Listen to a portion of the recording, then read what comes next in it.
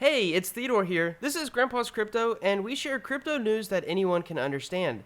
In this video, I'm going to be talking about CoinMetric's on-chain volume metric report.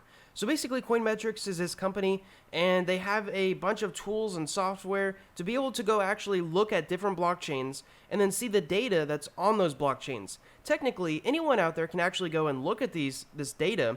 But the thing is, compiling it all into a human readable thing that kind of summarizes it is really difficult. So that's what this company does.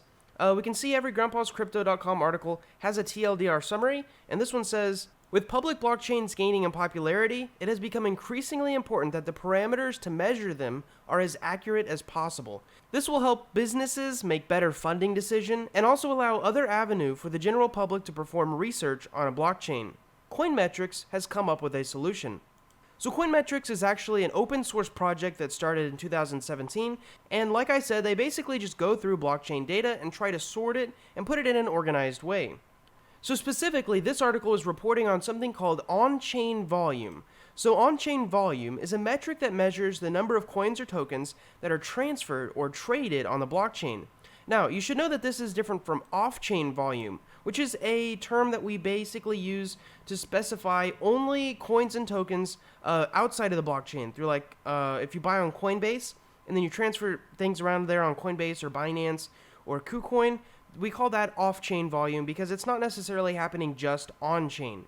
Now, it's actually really easy to see both on-chain and off-chain metrics. You just look at the blockchain and calculate the total transferred. But the thing is, there are quite a few examples of non-meaningful activities that make it difficult to calculate true on-chain volume. So you get a lot of this stuff like self-churn, which is when you send and basically you send yourself the same money.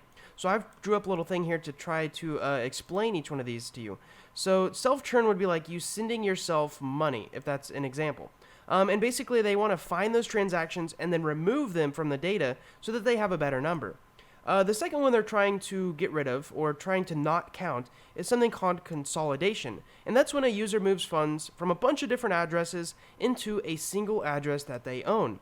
And this, they don't really want to count because it is still technically them moving money within themselves. It would be like you moving money from your checking account to your savings account, or vice versa. They don't want to necessarily count it as on-chain data or on-chain volume because it's still you moving money within like your own addresses, and so they don't want to count that. The third thing is exchanges. They don't want to count exchanges because anything that have to do with an exchange is technically off-chain transactions. So this would be like a big place like Coinbase moving money into their cold wallet or something like that. Next, we have mixers, which there are actually quite a few mixers out there. So you basically just have to get their address and then see how they work. But they don't want to count mixers because they can make a few trades look like a lot of volume. So basically, someone sends their money into this mixer, someone else sends their money into this mixer, and another person sends their money into this mixer. And then the way that it looks on chain is that this mixer is then sending money to this person, to this address, and then to this address. And so this is actually 6 transactions, when in reality it should be 3 separate transactions. And so it really drastically changes the volume, and basically they don't want to count that in their report. And obviously another thing is spam, which spam would be like in-game messaging. So like if you want to put something on the blockchain for a specific game, but it's not really moving money around, they're trying to get rid of these little transfers where you're just basically putting something on the blockchain, whether it be a small amount. They're trying to get rid of these spam transactions. I didn't do the best job of drawing that, but hopefully these help you better understand what each one of these is and then why they're trying to not count them. Another thing that I wanted to talk about in this article is, actually I didn't mention this in the beginning, you can actually go to this article and read it. It's completely free. There's a link if you go to the article. It is actually this link right here, this report link. You click on it, you can actually read the report yourself. And it goes through here and talks about a bunch of different stuff. And there's a bunch of interesting information in it, but I thought one of the things that they did in the article was interesting was they actually explained the difference between UTXO blockchains and account-based blockchains. So UTXO, let's see if I can refresh. Where's my drawing thing? I gotta restart this over. So UTXO blockchains are more like every time that you send a coin, that coin actually has a history, and this is exactly how Bitcoin works. So technically, every Bitcoin is a non-fungible token. because every Bitcoin you get, you can look back through and see exactly where that Bitcoin came from. To where account-based transactions, account-based blockchains are more like you send someone money and it doesn't matter exactly, you can't not see the exact history of that Bitcoin.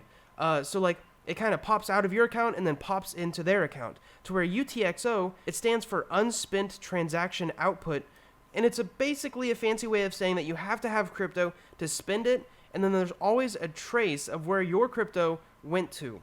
And that's technically true in the account base, but there's just no link to it other than the obvious transaction. I may actually create a specific video on Whiteboard Crypto about this. It's kind of complicated to explain in this news article.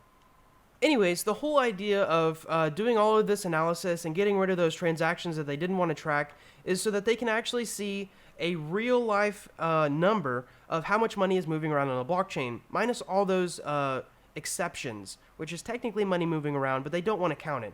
So for example, Bitcoin, the baseline is $13.1 trillion in 2021. However, the adjusted, what they're calculating is actually 4.7, which means there's a lot less Bitcoin actually moving from one person's account to another person's account.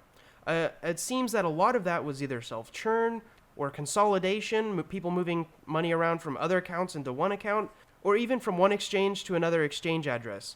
And we go back down through here, and we actually see this is happening on quite a few blockchains between Ethereum, all of these Tether USDC DAI are technically on Ethereum, Bitcoin Cash. You can see Litecoin saw a ton of consolidation here from 0.6 to 0.1, which is an 84% reduction.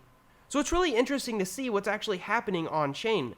And I just wanted to share that in this video. If you want to see that report yourself or read the entire article, you can click the link in the description below, and you can read this whole article or click this link right here, which will get you to this PDF.